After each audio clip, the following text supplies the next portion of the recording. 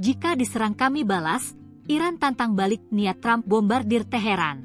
Pemimpin tertinggi Iran, Ayatollah Ali Khamenei, menyampaikan peringatan keras kepada Presiden Amerika Serikat Donald Trump, Senin, 31 Maret 2025.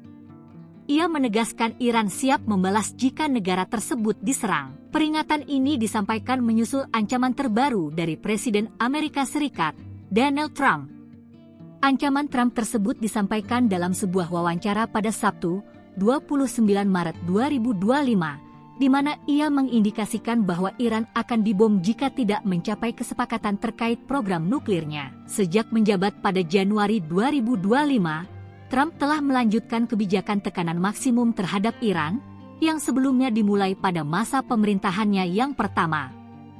Pada 2018, Trump menarik as dari perjanjian nuklir yang disepakati pada 2015 dan memberlakukan kembali sanksi keras terhadap Teheran.